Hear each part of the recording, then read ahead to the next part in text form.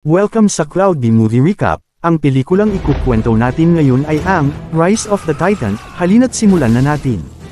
Nagsisimula ang pelikula sa pagpapakita ng isang sinaunang panahon kung saan nagkaroon ng matinding at desperadong digmaan sa pagitan ng mga tao at mga troll. Sa hanay ng mga troll, may dalawang pangkat, ang mabubuting troll na nakipag-alyansa sa mga tao, at ang masasamang troll na naghangad na wasakin ang lahat sa kanilang daraanan. Upang mabago ang takbo ng labanan, isang maalamat na salamangkero na nagngangalang Merlin Ambrosius ang lumikha ng Troll Hunter Amulet, isang mahiwagang sandatang itinadhanang iligtas ang sangkatauhan. Libu-libong taon nang lumipas, nananatiling nasa anino ng lahi ng mga troll ang lungsod ng Arcadia Oaks. Nasakop ito ng masasamang troll, na tinalo ang matatapang na troll hunters na dating nagpo-protekta rito. Dahil sa lumalalang panganib, ipinagkaloob ni Merlin ang amulet sa isang binatang tao na nagngangalang Jim Lake Jr. Sa tulong ng kanyang matapat na mga kaibigan, tinanggap ni Jim ang tungkulin bilang isang troll hunter at buong tapang na nilabanan ang madilim na impluwensya ng mga troll upang maprotektahan ang lungsod. Gayunpaman, naputol ang kanyang tagumpay nang siya ay matalo ng isang makapangyarihang itim na salamangka, at ang kanyang pinakamalakas na sandata, ang amulet, ay winasak ng taksil na Arcane Order. Sa kabila ng matinding dagok na ito, nanatili ang pag-asa. Si Nari, isang dating kasapi ng Arcane Order, ay tumalikod sa kanilang hanay at sumama kay Doxy, isang mabuting salamangkero. Magkasama silang lumaban sa tabi ni Jim at ng kanyang mga kaibigan upang ipagpatuloy ang laban para sa sangkatauhan. Makalipas ang ilang panahon, isang tila pangkaraniwang araw, habang naglalakbay sina Nari at Doxy sa subway, bigla silang inambush ni Skrill at Belrock, dalawang malupit na kasapi ng Arcane Order.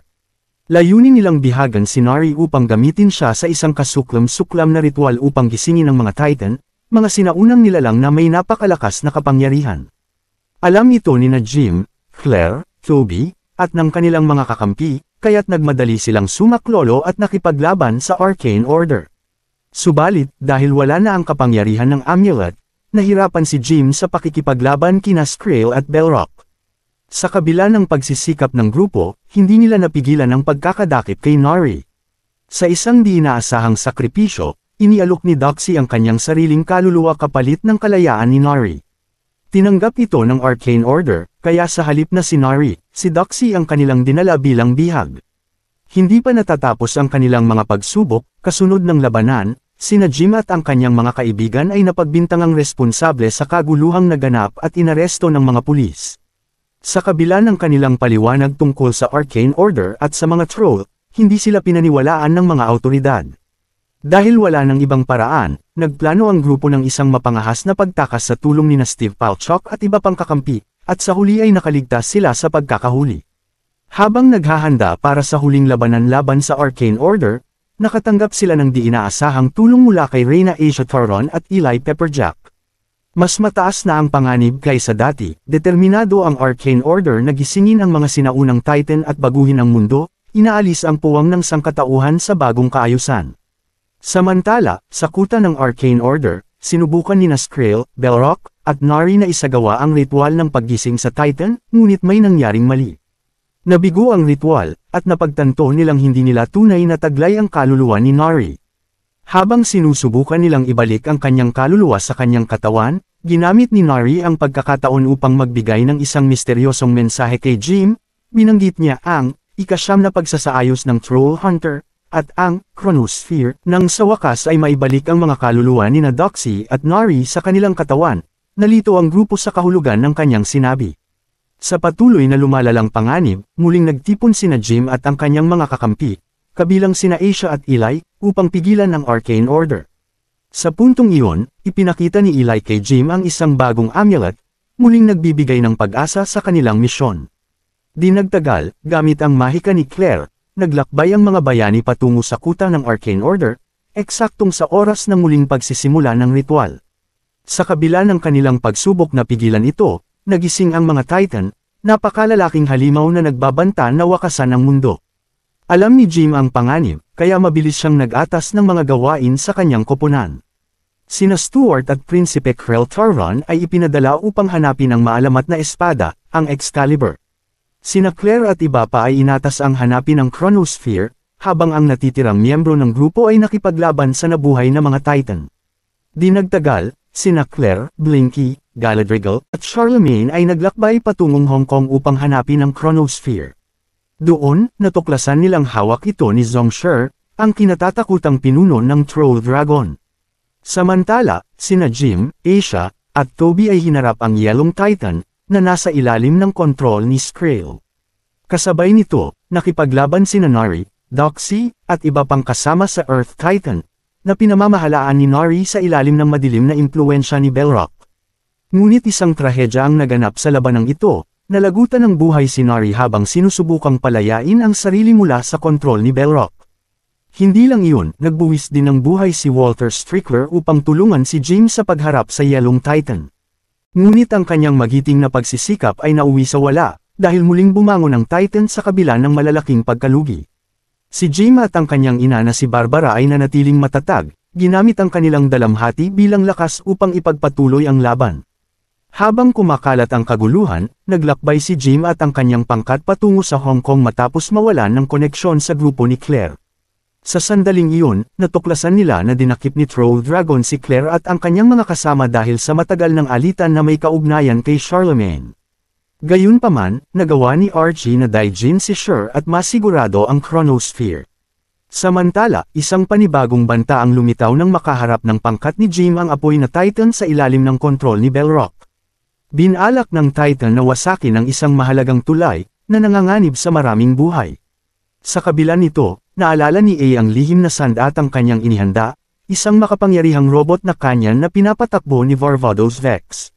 Dumating ito sa tamang oras at nakipaglaban sa apoy na Titan.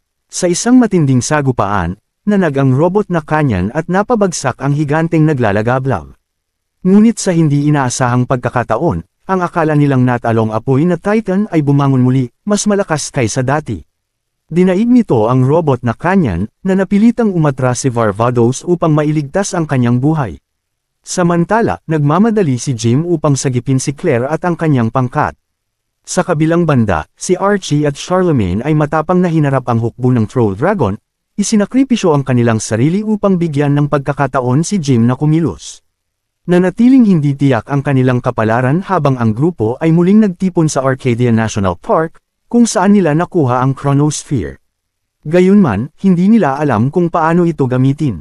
Sa parehong oras, si Nari lamang ang may kaalaman kung paano talunin ang mga Titan. Ang tanging paraan upang sumulong ay gisingin ang kanyang kaluluwa at alamin ang kanyang mga lihim. Gamit ang kanyang mga koneksyon, natuntun ni A ang lokasyon ni Nari sa Mexico. Dahil dito, agad na naglakbay si Jim, Doxy, at Claire upang hanapin siya. Sinubukang makipag-ugnayan ni Doxy kay Nari gamit ang telepatiya, ngunit matindi ang kanyang pagtutol. Sa kabila nito, hindi sumuko si Doxy at sa wakas, nagtagumpay siyang gisingin ang kamalayan ni Nari. Ngayon na nasa panig na nila si Nari, nagmamadaling tinanong siya ni Jim tungkol sa Chronosphere. Ipinaliwanag ni Nari na ang oras ay hindi tuwid, at tanging ang mga troll hunter ang tunay na makauunawa sa likas na katangian nito. Dala ang bagong kaalaman, pinangunahan ni Claire ang grupo upang harapin si Skrill. Gayunpaman, bago pa man sila makilos, dumating si Skrill sa Arcadia, na naging sanhi ng matinding labanan sa pagitan ng mga Titan. Sa labanang iyon, nagkasagupaan sina Skrill at Nari ng may matinding puwersa, na humantong sa kanilang pagkawasak. Nagluluksa ang pangkat sa pagkawala ni Nari, ang kanilang kaibigan at gabay, ngunit napagtanto nilang hindi pa tapos ang labanan. Bagamat dalawang Titan na ang natalo, nananatiling banta ang apoy na Titan na nasa ilalim ng kontrol ni Belrock. Nadiskubre ng mga bayani na ang tunay na layunin ng mga Titan ay hindi lamang pagsasama-sama sa Arcadia kundi upang magtagpo sa Hearthstone na nakabaon sa ilalim ng lungsod. Dahil dito, nagsimula silang maghanda para sa huling labanan.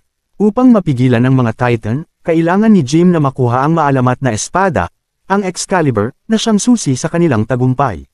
Ngunit nang sinubukan niyang bunutin ito, lumitaw si Belrock at nagsimulang lumitaw ang Hearthstone mula sa kailaliman ng lupa. Doon napagtanto ni Jim na ang ikasyam na kumpigurasyon ay hindi lamang tungkol sa kanya, kundi tungkol sa kanilang lahat na nagtutulungan.